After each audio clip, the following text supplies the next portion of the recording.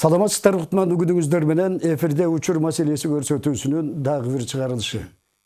Бүгүнкү биздин маек үстөлдөгү сөз республикабыздын саламаттыкты сактоо тармагындагы маанилүү кызматтардын бири болгон тез жардам кызматы жөнүндө сөз болмокчу.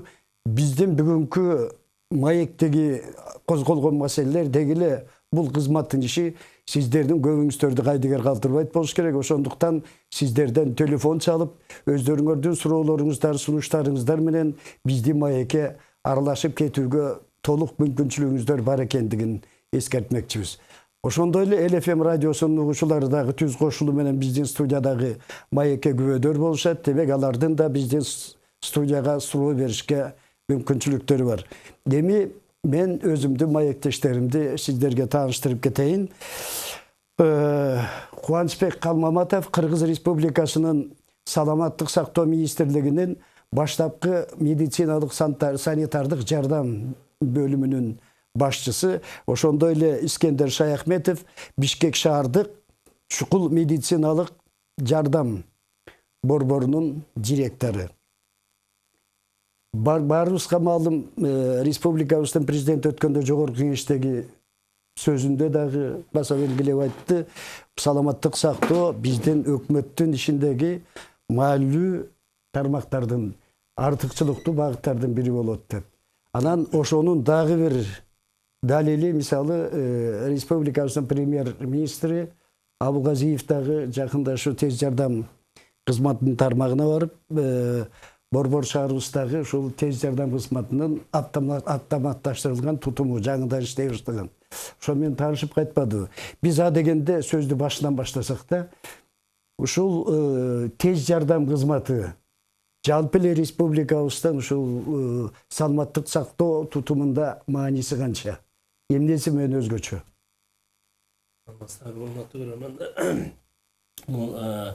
Медицина саламаттык сактоо тармагында бул тез жардам кызматы өтө маанилүү ролду ойнойт. Өзүңүздөргө белгилүү болгондой, ар бир жерде кандайдыр бир чукул абал түзүлбөсүн, ошол жерде биздин медициналык тез жардам кызматкерлери биринчи барып, ошол жерде жардам көрсөтүшөт. Эми республика боюнча атай кетсек, бул тез жардам көрсөтүү эки этапка бөлүнөт. Биринчи стационарга чейинки, андан кийин стационардан кийинки болуп бөлүнөт. Стационарга чейинки деп бизде Бишкек жана Ош шаарында эки медициналык тез жардам борбору бар. Ошондой эле жана 128 бөлүмдөрү бар. Булар амбулатордук уровенде көрсөтүшөт. Мында 49 үй бүлөлүк дарыгерлер тобу, 29 жалпы дарыгерлер борбору. Алардын ошол үй бүлөлүк дарыгерлер тобунун ичинде 701 үй бүлөлүк дарыгерлер жана юридикалык өзүнчө 17. Жана ошондой эле калкка 1044 фельдшер акушердик пункттар бар. Булардын жардам көрсөтүүлөрдүн стационарга чейинки жардам көрсөтүүсү кайсы жерде бир чукул абал түзүлбөсүн же жолдо кырсык болбосун, ошол жерде биринчи барып биздин тез жардам кызматы көрсөтүлөт. Ошол убакыттан баштап туруп стационардык ооруканага жеткиргенге чейинки убакыт бул медициналык тез жардам кызматын көрсөткөн жардам болуп эсептелет. Бизде ошондой эле будан сырткары ошондой эле трассаларда коюлган. Бул айтып кетсек, Бишкек Ош жолунда, Чычканда, ошондой эле Суусамырда, ошондой эле Төө Ашууда коюлган, ошондой эле Боом Капчыгайында жана Таласка кетип атканда Өтмөктө, ошондой эле Иркештамда Талдыбулак, анан Иркештамда Сарыташта медициналык тез жардам пункттары кызмат көрсөтүп келет да. Биз жогоруда айттык, республикабыздын премьер-министри Мухаммедкалый Абылгазиевич, ушу Абылгазиев сиздердин Бишкек шаардык чукул медициналык жардам көрсөтүү борборунун автоматташтырылган тутумун көрүп кетти да. Биз дегенде ошол автоматташтырылган тутум деген эмне, ушунун жөнүндө бир маалымат берсеңиз. Ал ушул сиздердин кызматка эмне артыкчылыктарды, кандай жеңилдиктерди, эмне ыңгайлуулуктарды алып келди? Саламатсыздарбы, кымбаттуу. Өзүңөр кече информациядан көрдүңөр, кече премьер-министр биздин тез жардам борборуна келип, жаңы системаны көрүп кетти. Бул система жалпы азыр биздин шаардын тез жардам борунда иштеп атат, бирок бул опытты биз азыр Ошкода бөлүп, ушактан да ачайлы деп атабыз. Бул системага бөлүп берген местный бюджеттен акча бөлүнгөн, 8 миллион мэриядан бөлүнгөн. Эми бул система киргенден кийин биздин жумуш аябай жеңилдеп калды. Себеби шаарга норма боюнча 120 бригада, круглосуточный бригада керек болот да. Бизде бүгүн 38 эле бригада иштеп атат. Ошол машиналар шаардын ичинде жүргөндө маршрутту түзүп берет ушул система. Анан бош машинаны өзү таап берет. Вызов түшсө центральный диспетчерский түз эле врачтын смартфонуна түшөт. Машинада 2 смартфон бар, бир смартфон врачтын колунда, бир водительдики. Водительдики бул навигатор сыяктуу да. Анан түшкөн вызовдор баары жазылат. Сүйлөшүп аткан оператор менен, анан тез жардам чакырып аткан кишинин разговору баары жазылат. Дагы бир экинчи этапта биз азыр приемный отделение, стационардын приемный отделениене кошулабыз и центр семейный менен кошулабыз. Ушун общий база болот, и бул информация Центр электронного здравоохранения, Министерство здравоохранения ушака түшөт. Мен ойлойм, азыр мына жаңы жылдын астында 24 декабрда бул системаны киргизгенбиз. 3 ай иштеп калдык. Былтыркы февралды, анан быйылкы февралды салыштырсак, кечигип барганыбыз 6,5% түштү. Мен ойлойм, эми азыр чоң эки маселе бар да, чоң проблема. Биринчи бул техническое состояние. Автобазада бүгүнкү күндө 68 машина турат, анын ичинде 33 эле рабочий состояние, калганы уже 5-6 срок өткөн. Анан экинчи чоң маселе кадр сыяк. Кадр бизге кадр жетпей атат. Штат боюнча 200 ставка врачебный. Бүгүнкү күндө 78 ставка бош. Себеби биздин жумуш оор. Бир жактан, анан экинчи жактан, мисалы мен өзүм специалист врач скорой помощи, тез жардам дарыгер. Ушул специалист чыкпай калган. Анан биздин министр да өзү айтып калды, ушул быйыл буюрса күзүндө Славянский университетке киргизет, клинический координатура, анан медицинская академия киргизет. Ушул чоң эки маселе да. Расчет боюнча бир машина 10 000 кишиге. Азыр шаарда центр семейной медицины деп коебуз, аякта официально учетто турган 1 048 000. Расчет кылсак, значит, биздин шаарга 120 бригада керек. 48 жаңы конуш. Шаар аябай чоңойду. Периметр 210 километр. Эң акыркы точкабыз Калы Сордо 48 километр. Подстанцияда ошончалык турат. Ооба. Анан тагы бизде шаар 4 чоң секторго бөлүнгөндө, бир секторда бир бөлүм турат. 4 бөлүм бар, и центральная станция мына проспект Чуй и Исановада. Ылдый зонада, анан микрорайон зонада бош. Ушака 1-2 подстанция ачсак, мен ойлойм, жакшы эле жеңилдеп калабыз. Бул эми биздин борбор шаарыбыздагы акыбал ушундай болуп атат да. Региондордо Ош шаарынан сырткары облустун борборлорунда, райондордун борборлорунда тез жардамдын акыбалы кандай? Эми бул борбор шаарыбызда көйгөйлөр ошол жерлерде бар. Себеби биринчи көңүл бурулган бул жергиликтүү бийликтин дагы катышуусу деп атпайбы? Жергиликтүү бийлик Борбор шаарда жергиликтүү бийлик жакшы эле карап келатат. Себеби айтсак, могу автоматташтырган тутумду киргизишти бир, андан кийин быйылкы жылдын эсебинен буларга 6 машина Соболь, Россия Федерациясынан Соболь машинасын алып берди. Бул жергиликтүү бийликтин кызматы менен болуп атат. А жерлерде болсо өкмөттүк эмес уюмдардан алып берилип атат да, машина ошол автоунаалар жетишсиздиги ошолор менен камтылып атат. Биздин акыркы жолу эң көп алганыбыз 2014 жылы болгон. Бул милдеттүү медициналык камсыздандыруу фондунун ошол үнөмдөлгөн акчадан 90 УАЗ тибиндеги автомашина алып берилген. Анан могу кече жакшы сүйүнүчтүү бир кабар уктук. Ысык көлдө фонд өнүктүрүү фонду тарабынан Ысык көл областына 8 реанимобиль автомашинасы алынып берилди. Ошондой биз азыр ошол көбүнчө ошол өкмөттүк эмес уюмдар менен алып берилип, ошол автоунаалар менен камсыз кылуу боюнча иш-чаралар жүргүзүп атабыз. Анан бул республика боюнча айтып кетсек, 2008 жылдан бери Германия республикасы менен ушул тез жардам системасын өнүктүрүү боюнча жумуш алып барылып атабыз. Бул боюнча ошо 9 миллион евролук акча каражат бөлүнүп берилген.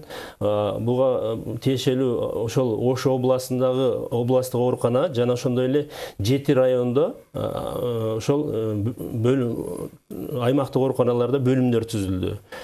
Булар эмне шарты менен түзүлдү деп суроо болушу мүмкүн. Эми бул биринчиден ошол жанагы оорулууну алып келгенде баягы бир бөлүмдөн экинчи бөлүмгө ташыбай, ошол эле бир жерде кызмат көрсөтүлөт. Ошол жерде бүт бардык дарыгерлер нөөмөт өткөрүшөт. Ошол жерде оорулуу келгенде ошол жерден диагнозу такталып, эгер башка бөлүмгө которуш керек болсо, ошол башка бөлүмгө которулат. Эгер диагнозу такталбаса, бир суткага чейин ошол жерде кармалуу системасы бар, мүмкүнчүлүгү бар. Ошондой эле анан азыркы убакта биз көлдө пилоттук система деп швейцариялык компаниялар менен иштедик. Аларда ошол бизде азыркы медициналык тез жардам жерлерде үй бүлөлүк дарыгерлер топторунда. Бул жерде пилоттук система менен иштеп, ошол аймактык ооруканаларга тез жардам борборун, тез жардам бригадаларын өткөзүп бердик. Бул аябай жакшы эффект көрсөттү. Себеби эмнеде? Себеби ошол вызов түшкөндө ошол жердеги аймактык ооруканадагы дарыгерлер ошол кайсы жака вызовго кетти, кандай оорулууну кызмат көрсөтүп атат. Ал жердеги фельдшер ошол ооруканага дагы айтат. Моундай ооруну алып кеттим, даяр болуп турула деп тез жардам көрсөттү. Ошондой кылып биз дагы азыр түштүктө планга киргизгенбиз. Бир 3 районду киргизип, буларда пилоттук катарда көрсөк, эгер эффективдүү болсо башка жактарга дагы жайылтуу системасын карап жатабыз да. Сиз жана автоматташтырылган тутум жөнүндө айттыңыз да. Биздики мисалы ошол жаңы жазалып аткан оокат болуп аткандан андан сырткары санарып тештирүүгө өзгөчө көңүл бөлүнүп жаткан учурда ошол биздин жанагы система эң алдыңкы бир технологияларга, жабдууларга таянып анан иштеп жатабы? Ооба. Деңгээли кандай биздики? Бул система мындай аябай универсальный система болуп калды да. Себеби бизге ВОЗдон эксперттер келген.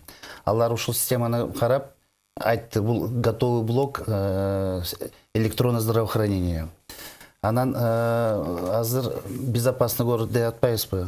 Алардын специалисттери келип көрүп кетти биздин системаны.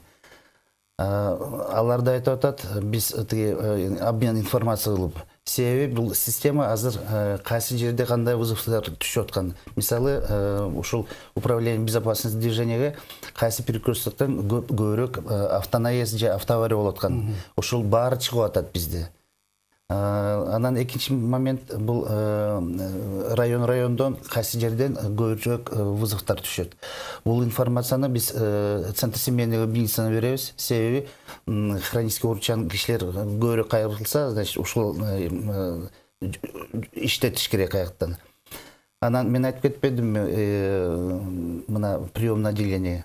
Азыр ушул система экинчи этап киргизип атабыз. Мисалы, катуу ооручан же мындай больница госпитализация апарып атканда, ушул информация уже тиги бөлүмгө түшөт да, приемный бөлүмгө. Кайсы бригада керек операционный, кандай тиги специалисттер керек. Уже даяр болот. Биз келгенде уже операция даярдап, ошол убакыт кетпейт да, алып кетет сразу. Анан тагы бир мындай система, мурун бир киши, ушул киши, ооручан киши кайрылса биздин скорый помощька, база данных деп коебуз, база данных чыгат. Врач вызовко баратканда уже информация алат. Качан бул киши кайрылган, эмне орун менен кайрылган, кандай дарылаган, кайсы центр семейный учетто турат. Ушул мен ойлойм, врачтарга аябай жардам жакшы берет. Анан ушул смартфондо справочный бар. То есть кандай дары бар, дозалары бар. Ушул баарын жазылып турат да. Жогоруда жанагы бригадалардын жетиштиги автоунаанын 38 бригада болсо, 33 автоунаа жанагы тез жардам кареталары иштеп жаткандыгы жөнүндө сөз болуп кетти бул шаарда да.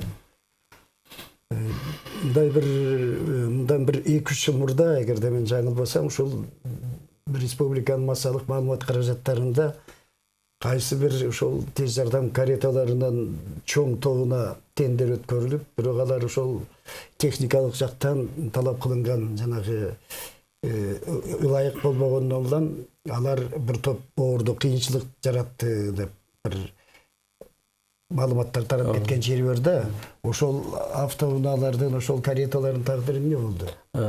Азыркы учурда ооба бул ошол Германиялык өнүктүрүү банкы менен бирге өткөрүлгөн. Ошол медицина тез жардам борборун өнүктүрүү боюнча экинчи этабына кирип кеткен да бул. Анан 15 автоунаа сатылып алынган. Мына аркы жумада эле ошолордун сатып алып келген адамдар менен министрдин катышуусу менен чогулуш өткөрүлдү. Өткөрүлгөндө өздөрүнүн кемчиликтерин оңдогонго жана ошондой эле кетирген каталарын моюндарын алышты бардыгы, өздөрүн ошол баягы кандай состояниеда алып келе турган, баягы айтып атпайбы, техникалык спецификация иштелип чыккан, ошолго тастап туруп алып келине турган болду. Азыр бул дагы эле сүйлөшүү этабында турат десек болот да. Автоунаалар келелек болчу, бирок барып көргөндө ошондой болуп чыкты даже. Келгенде кайра кайтарып бердиңиздер. Жок, бул жерде автоунаалардын келгени боюнча моундай да. Ал жерде биринчиден ошол автоунаа боюнча специалисттер барган эмес. Себеби аларды жөн эле технический көрүп келүү болгон. Ал кандай машина келерин. Анан келгенден кийинки бул жерде ошол негизги специалисттер көргөндөн кийин ал жараксыз болуп чыгып атат да. Себеби ал жака ортодо түшүнбөстүк пайда болуп атат. Кандай этапта булар айтыш керек болчу. Ошол жерде техникалык состояниясын көргөзүү боюнча. Ал жерге специалисттер барганда автоунаалардын техникалык состояниясы көрүлгөн эмес да. Мен да кошуп кетейин бул маселе боюнча. 15 машинанын ичинде 6 машина Nissan Hiace, Toyota Hiace, анын 5 бизге бөлүнгөн, 1 машина Ошко. 2 машина Toyota Hilux, алар санавиация. И 7 Porter, бул регион мудургу. Эми кемчилиги, мына Кубанычбек айтып кетпедиби, өзү жазган спецификацияны аткарган жок да. Тендердеги спецификация. Ооба, тендерде жазган спецификацияны аткарган жок. Эми Турциядан, Израилден независимый экспертти чакырган. Алар көрүп, 6-8 машинаны кабыл алса болот деп. Бирок ондош керек да. 7 портерди такыр кабыл албайбыз деп. Мен өзүм рабочий группага кетчимин. Эми баянда тиги поставщиктер мойнуна алды. Портердин медицинский отсек деп коебуз, башкачан Южный Кореядан заказ кылып, аны алып келип алмаштырат. 8 машинаны кемчилигин оңдойт. Анан буюрса, мен ойлойм, согласительный комиссия келип, анан булар мойнуна алганын дагы айтты. Биз компенсация сыяктуу 3 машина бесплатно сатып беребиз деди. Ушул компенсация. Мен ойлойм, баары бир бизге машина керек. Машина жетишпейт. Сөзсүз. Мындай жана айтпадыңызбы, 10 000 кишиге бир бригада, тез жардам бригадасы болуш керек деп. Ушундай нормативдер бардык шаарларда коюлган нормативдер да. Мисалы бөлөк шаарларда кандай ал акыбал? Эмне үчүн бизде ошондой тартыштык болуп калган? Бул норматив илгери Советский Союзда чечилген норматив. Институт Симашко деген организация боюнча институт Симашко болчу. Ошол норматив азыр Казакстанда иштеп атат, Россияда иштеп атат. Бизде бул нормативди башкача каралган. Бизде специализированный бригада бар, анан общеврачебный бригада бар. Ошко Бишкекке ошол норматив специализированный бригада, бир бригада 13,5 миңге специализированная бригада. И общепрофильная бригадага бир машина 9 миңге. Аны мындай салыштырсак, санап бир бригада 11 миңге болот да, баары жетишпейт. Бул расчет. Ушундай бригадалар болсо, анда потребность деп коебуз. Потребность населения. Бүгүн наразычылык каяктан түшүп атат? Кеч баратпайбызбы? Жетишпей атпайбызбы? Муну ушу сиздер келгенде премьер-министрден да өзү айтпады. Айрым учурда 3 саатка чейин аралыкта барып калган учурлар болуп калат. Мунун өзү адам өмүрүнө, адам саламаттыгына эле эмес, адам өмүрүнө дагы бир кооптуу жагдайларды пайда кылып атат деп. Анан сиздердеги абалды көргөндөн кийин, сизде болдуңуз болуш керек жалпы республиканын мысында. Бир мындай сиздерге эметкен, бир кол берген, сиздерди колдой турган кадамдар болот деген бир ишара айкалган жокпу өкмөт башчысы тарабынан? Биринчиден поручение берилди. Мэрияга поручение берилди, сөзсүз 2 подстанция ачыш керек деп. Анан тагы бир жакшы маселе планда бар, айлыкты көтөрүлгөн. Ушул бир чоң маселе болуп атат да, себеби муну текучесть деп коебуз, көбүнчө кетип аткан айлык аз болуп атпайбы? Эми өзүңүз калыс болуңуз, мына 8 жыл окуп, врач 5 миң ставкасы. Медайым 3 жыл окуп 4300 сом ставкасы. Мен атайын алып келдим, мына врач высший категория колуна 11.500 сом алат бүгүнкү күндө. Жаңы баштан врач 8700 сом. Эмнеге жетет? Бул биякта ичинде КТУ да бар. Бизге мэровский надбавка деп коебуз, врачтарга 4 миң бир айда кошуп атпайбы? Выездной. Мына 4 миң кошуп, мэровский 11,5 миң болуп атпайбы? Высший категория 10 жыл иштеш керек. Медайымдыкты 6300 сом. Высший категория 9 миң. Анын ичинде 2,5 миң мэровский надбавка. Буну алып койсок, вообще 6,5 миң болуп атпайбы? Айлык кичинекей. Ушул президент өзү айтып кетпеди, былтыр центр семейный кошту, быйыл эми калган медиктерге кошобуз деп. Ошо айлыкты кошобуз деп атышат да. Бул боюнча кичине кошумчалап кетейин.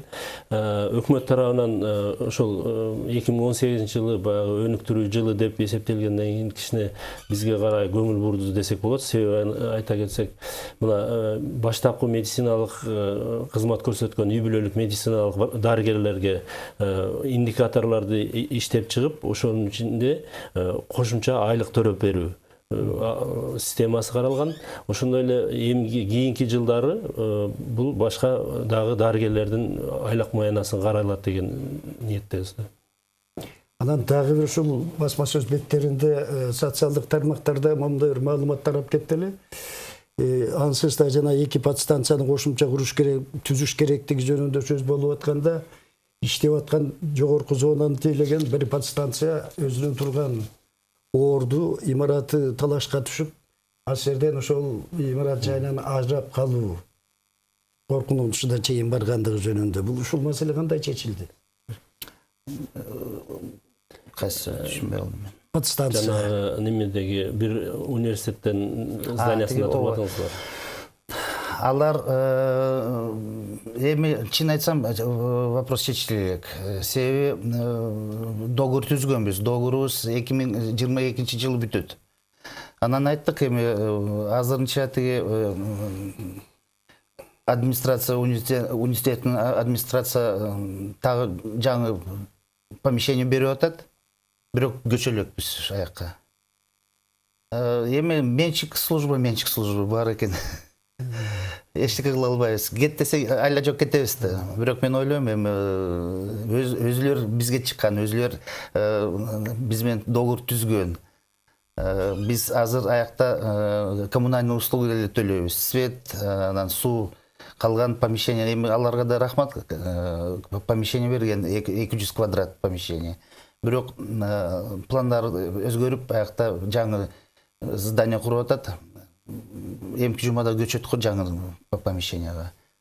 Сиз бежеси жооп бересиздерби? Мында ушу шаар боюнча Союздун учурунда 50-60 бригада, анда калктын саны да азыркыдан бир канча аз кесте, ошончо бригада иштеп, калкты тез жардам, медициналык тез жардам кызматын көрсөтүп тейлеп жүргөнү белгилүү да. Анан ошонун 38 бригадага түшүп калышынын себеби эмне болду? Фрунзе шаарында 540 миң население болчу. Ошол 540 миңге 60 бригада болчу.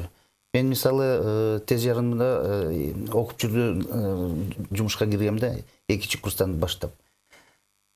Анан реформа болгондо бизди кыскартты да. Зарубежный эксперттер карап айтыптыр, мындай чоң служба кереги жок. Себеби центр семейный ачылды, күндүз ушага кайрылат, а түнчүдө 20 бригада жетишет деп. Эми ушул нормативге чыга албай атпайбызбы? Союз убагында 60 бригада, бүгүн 38. Бүгүн население салыштырсак 5 почти үчүсү. Анан шаар аябай чоң өсүп кетпедиби? 48 жаңы конуштар өзүңүз билесиңер. Аябай көп, алыс территориясы. Но мен ойлоп атам, баары бир тиги нормативге биз чыга албайбыз. Себеби чоң маселе бар. Эң биринчи бул экономический, анан кадровый. Ошон үчүн мына основная идея биздин автоматизированный система киргизгенибиз. Биз мындай расчет кылсак, 69 тез жардам менен биз шаарды иштетсек болот. 120 эмес, 69 бригада. Бирок баары кошуш керек, эки подстанция ачыш керек. Бул боюнча кошумчалай кетейин. Негизги өткөрүлүп аткан реформалардын ошол максаты мону болгондо, бизде баштапкы медициналык кызматты өнүктүрүп, үй бүлөлүк медициналык дарыгерлердин статусун көтөрүп, көбүнчө ошолор жардам берет. Түнкү убакта ошол медициналык тез жардам кызматы иштейт деген ниетте болгон. Бирок биз кандайдыр бир себептер менен бул биздин ошол система иштебей калды. Себеби бүгүнкү күндө да бизде көрүп атасыздар, ошол реформанын аяк жагы дагы өтө оорчундуу болуп өтүп атат да. Кээ бир дарыгерлер ар бир реформа кандайдыр бир кыйынчылыктар менен өтүлөт. Анан ошол эгер ошол биздин ойлогон ошол система иштеп кетсе, анда биз ошол тез жардам борборуна жеңил эле болот деген максаттабыз. Себеби ал жерде күндүзү ошол үй бүлөлүк дарыгерлер иштеген, борбордо иштеген же тобунда иштеген дарыгерлер ошол жерде ошол өнөкөт ооруларды карап чыгыш керек да. Анан болбой калганда гана өздөрүнө чакырыш керек тез жардам борборун. Ошондо биздин ошол система толук кандуу иштейт деп айта алабыз да. Айткандай, ушул тез жардам кызматы, медицина тез жардам кызматы калктын саламаттыгынын кайсы бир деңгээлде барометр катары эсептесе болот да, кайсы ооруларга кандай чакырык түшүп атканын. Азыр ушу тез жардамга кайсы оорулардын түрү көбүрөөк муктаж болуп атат? Кайсы ооруларга көп чакырылып атат? Эми элетте эле ушул абал болуш керек, ал жөнүндө да айтсаңыз. Бизде эми цикличность деп коебуз. Кышында мындай простудный заболевание көп болуп атат. Бирок мындай статистиканы карасак, жүрөк оору көп. өпкө оорук аябай көп болот. Анан травматизм көп болуп атат. Негизи биздин статистика мында карасак, бир жылда где-то 400, былтыр 480 инфаркт миокарда биз аткардык. Почти 1000 инсульт менен кайрылган. Ошол аябай эки чоң оору. Анан күзүндө простудное заболевание у меня. Анан мына бир момент прививка албай атпайбы? Көрү аябай көп болуп атат. Ошол прививка убагында алса, бул болбойт эле. Мен бир жактан ойлойм, туура эмес информация алып эле, коркуп эле же деңге карап балдарды прививка жасатпай атпайбы? Көрү көп болуп атат. Адат өнөкөт оорулардын жашы улам жашарып баратат деп айтылат да. Шунун канчалык негизи канчалык чындыгы бар? Эми мындай болупайбы? Өсүш адамдын организми дагы бул өсүү шартына карайт экен да. Мурда азыр кандай бат өсүшүп атат? Телефондор, мобилдик жактан информацияны бат алуу, ушулардын бардыгына урбанизация деп коет. Булардын бардыгына ошол адамдын дагы организмине таасир тийгизет да. Ошонун себептен азыркы учурда ошол мурда инфаркт менен 30 жашта жолуктурбайт элек, инсульт менен 40 жаштарда жолуктурбайт элек. Азыр ушул жаштарда ушул оорулар кездешип атат да. Биздин эми көбүнчө эле бул тез жардам кызматынын статистикасын карап көрсөк, бул өлүм менен эле байланыштуу да. Өлүм менен байланыштуу дегенибиздин себеби бул биринчи орунда бизде ошол республика боюнча өлүү процесси бул жүрөк кан тамыр ооруларынан карайт көбүрөөк. Анан кийин ошол шишик бездерге, анан кийин сырткы чөйрө деп коебуз, чөйрөнүн таасири деп коебуз, бул травматизация. Ошолор негизинен көп болуп атат. Анан сезондук боюнча айтсак, Искендер Белеков дагы айтып кетти, бул көбүнчө баягы ошо жаз күз мезгилиндеги баягы грипптин күчөсү же болбосо ошол суук өткөзүп алуу көбүрөөк оорушуп атат. Анан эмдөө тартиби боюнча дагы ошо убактан пайдаланып айтып кетсек жакшы болот эле. Ошол эмдөө бул адамдын организмине керектүү нерсе да. Бул себеби ошол оору менен оорушу мүмкүн адам. Эгер кор да айтып кетти, ошол кор менен оорушу мүмкүн, бирок жеңилирээк түрдө ооруйт. Эмдөө болсочу, осложнениясы мындай көп болбойт да. Ошол себептен биз жарандарга дагы айтып кетсек, ошондой алдын алуу шарттарын өздөрү дагы карашса, ден соолук өзүбүзгө эле керек деген мааниде. Мына тез жардамдын кайсы бир бөлүгү, дагы көрүнүштөрү өзгөчө кырдаарлар министрлигинин алдындагы сактоочу кызмат да. Ошолор менен сиздердин ортоңуздарда кызматташуу кандай деңгээлде? Өз ара кызматташуу? Алар менен биз мындай аябай жакын иштеп атабыз. Себеби аларда мындай чоң диспетчерский бар. Мисалы дача суу болгондо эң биринчи бизге информация түштү. Ушул информация биз автоматически тыги центрга жибергенбиз. Анан Минздравга алар менен мындай жакшы иштеп атабыз. Бизге мурун болуп калат да, телефонго звонить этип чыга албайт. Анан 112-ге чыгат, алар бизге вызов берет. Анан чоң мындай кырсык болсо биз да информация берип атабыз. Алар менен мындай плотно иштеп атабыз. Азыр ошунчалык кетели. Мына ошо сактоочу кызмат менен иштегенде булар азыр 112 телефон номерин иштеп чыгышып атат булар. Эгер ошолор иштеп чыкса, бүт бардык болгон кооптуу абалдар ошол жерге түшүрүлөт дагы, ошол жерден тез жардам бөлүмүнө болобу, ички иштер министрлигине болобу, бүт бардыгына таркатылып берилет, өзүнө тиешеси боюнчачы. Ошол боюнча азыр ошол министрлик менен чогуу иш алып барып атабыз азыр. Бул негизи мировой практикада американский служба баягы 911. Бул 112 бул европейская система. Ошол киргизген аябай жакшы болду. Шаарда жанагы миграциянын көбөйүшү, миграциянын мындай улам артып атышы медициналык жардам көрсөтүү, тез жардам көрсөтүү кызматына кандай таасир этет?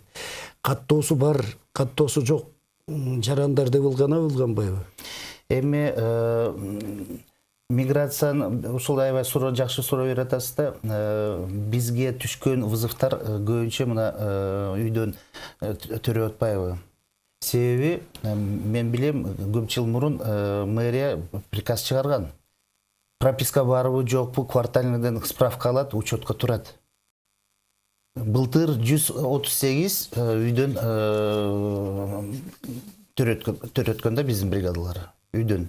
Бул бир жактан эки жан болуп атпайбы? Бир жактан аял, бир жактан бала. Анан биздин эми тез жардам баарыбызга бесплатно берилет. Айырмасы жок. Прописка барбы, справка барбы, паспорт барбы, биз барып жардам беребиз. Внутренняя миграция бар, проблемасы бар.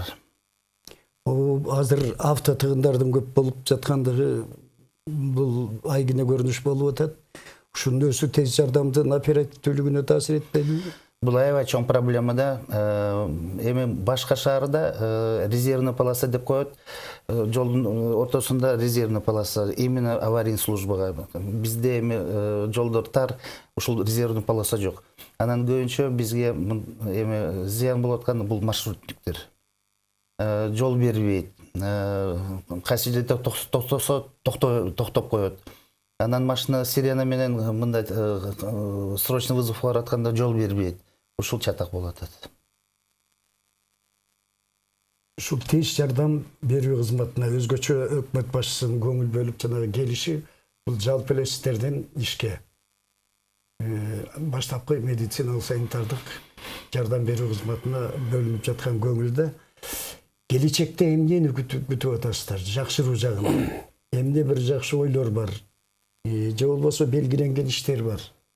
Бизде башында да айтып кеттим, белгиленген жумуштар боюнча жана пилоттук системада иштеп атабыз. Ошого кошумча эле азыр биздин министрдин ою боюнча мондой болуп атат да, чет жакаларга ооруканаларды кургандан көрөктө ошол жерге тез жардам пункттарын ачуу коюлуп атат. Себеби ошол жерде тез жардам пункттарын ачса, ошол жерде жаран ооруп калса, аны тез баягы ооруканага жеткизип, ошол жерде ооруканадан жогорку деңгээлдеги медициналык кызмат жардам көрсөтүү болуп атат да. Себеби ал жерге оорукана курулгандан кийин аны оорукананы кармаш керек. Ал жерге кадрлар тартыш керек. Бизде эң чоң көйгөй болгон бул жерлердеги ошол кадрлардын жетишсиздиги болуп атат. Телефон чалып экен, угуп алып туруп анан маектен улантсак. Урматтуу телекөрүүчү, сизди угуп атабыз. Сиз түз эфирдесиз. Саламатсызбы? Саламатсызбы? Угуп атабыз. Саламатсызбы? Мен фамилиям Бурканов, Бишкектин тургуну. Аксакалдарга бир суроо бар да. Бүгүнкү күндө Кыргызстанда саламаттык сактоо саясий багыты эң оор учурунда турат да. Анан азыркы мындай бир суроо бар да. Аптекалардын бардыгы азыр жеке менчиктин колунда. Лабораториялардын бардыгы жеке менчиктин колунда. Тиш оңдойм десең, оозуңа бирдеме салайын десең, стоматологиянын бардыгы жеке менчиктин колунда. Репродукция деген зарыгы бар, жыныстык проблема азыр жашта аябай бийик болуп атат. Алда жеке менчиктин колунда. Азыр кандай саясий саламаттык сактоо багыттары түшүнбөй атам да. Автоматизация эмне кереги бар? Бардыгы жеке менчиктин колунда болуп атпайбы дейт. Суроо түшүнүктүү болду го дейм. Түшүнүктүү болду. Эми бул мындай да. Кубаныч. Бул азыркы талкууланып аткан темадан алысыраак экен, макул жооп берелик. Бул башынан келатканда эле ошол дары саясат системасы ошол жеке менчикке өтүп кеткен. Ооба, биз аны туура кабыл алабыз. Жеке менчикке өтүп кеткен, бирок ошолор жеке менчиктерди көзөмөлдөө системасы азыр Саламаттык сактоо министрлигинин көзөмөлдөөсүндө. Муну 2 жылдан баштап ушул дары-дармек менен камсыздоо боюнча жакшы закондар, мыйзамдар кабыл баштады. Ошол мыйзамдар иштеп калса, биз ошол дары саясат башкармалыгында жакшы система киргизилет деген, бирдиктүү система киргизилет деген. Себеби көбүнчө биздин жеке менчиктер ар кандай жол менен алып келип атат, аткезчилик жолу менен алып келип атат, ар кандай жол менен. Аны бизде контролдоо жана ошону көзөмөлдөө жок болуп атат. Эгер ушул мыйзамдар иштеп кетсе, бизде көзөмөлдөө болот эле, бир тараптуу болуп, ошонун баасындагы көзөмөлдөө бизде болот эле, ошол санаптештирүүгө киргизүү боюнча. Эми бул автоматташтырылган система деген бул тез жардам системасына киргизилип атат. Бул биз ошол жарандарга тез жардам кызматын жакшыртуу максатында болуп жатат да. Ошону дагы туура түшүнүп кетсек, анан эми туура айтып атат, жанагы көп лабораториялар, эми бизде лабораториялар бар, бирок моундай да, биздинче көбүнчө бизде программа менен, кепилдик программасы менен иштешет. Ооруканаларда кепилдик программасында эми мамлекеттин каражатынын жетиши ошол бир 13-14 анализге эле жетиштүү болуп атат. Ошол 13-14 анализ ошол үй бүлөлүк дарыгерлер катталган жеринде кайрылса, ошол акысыз өткөрүлүп берилет. Андан жогорку эми кандай акча каражат көп талап кылгандар ал жеке менчиктерде болуп атат да. Ошол мамлекеттик эле поликлиникалар ошол жеке лабораторияларга жөнөтүп аткандар, жеке жанагы томографиялык рентгендик тартууларга жөнөтүп атканы жөнүндө сөз болуп атат окшойт да. Эми бул боюнча башкача бир уюштурсаңыздар, келип жооп берсек аларчы. Эми бул тез жардам боюнча болуп атат, анан айтып бергенге. Бул эми акыркы суроолорубуздун бири болуп калды окшойт. Сиздердин ишиңиздердин ниети чыны менен эле баягы көздөрүнөн чаачыбын учуп турган учурда сиздердин кызмат бул баа жеткис. Анан ошол эле учурда сиздерди жалган чакырып убара кылган учурлар болобу? Эгер ошондой чакыруулар болсо, аларды жазага тартуунун, аларды мындай жолго барбашын чектөөнүн бир жолдору барбы? Эми илгери бул вызовдор аябай көп түшчү. Бүгүнкү жаңы кирген система бул четко определение кылат да, кайсы телефондон телефон вызов түштү, адресин да көрсөтөт. Ошон үчүн көбүнчө кичинекей балдар ойнойт да. Балдар чакырганда оператор кайрадан телефон чалып, энатаңды чакырып коебу. Суроо берсе, трубканы таштап атат. Бүгүн жеңилдеп калдык, илгери көп болчу. Жанагы эки подстанцияны ачуу мүмкүнчүлүгү канчалык? Чындыкка жакын. Өйдө жакта территория бөлүндү. Мэриядан 1 миллион 200 миң разработка проектный сметна документацияга бөлүп берди мэрия уже. Эми убакыт керек да, себеби жумуш көп. Ылдый зонада территория издеп атабыз. Урматтуу телекөрүүчүлөр, биздин учур маселесине бөлүнгөн убактыбыз соңуна чыгып калды. Биздин бүгүнкү студиядагы маегибиз тез жардам кызматы, анын бүгүнкү күнү келечеги жөнүндө болду. Көрсөтүүгө катышкандар Кыргыз Республикасынын саламаттык сактоо министрлигинин баштапкы медициналык санитардык жардам берүү бөлүмүнүн башчысы Кубанычбек Калматов, ошондой эле Бишкек шаардык чукул медициналык жардам көрсөтүү борборунун директору Искендер Шаяхметовдор болушту. Келип маек куруп бергениңиздер үчүн чоң рахмат. Урматтуу телекөрүүчүлөр, кайрадан дагы ушундай бир маектердин биринде жолугушканча сак саламатта болуңуздар, баарыңыздарга бак кубатчылык тилейбиз.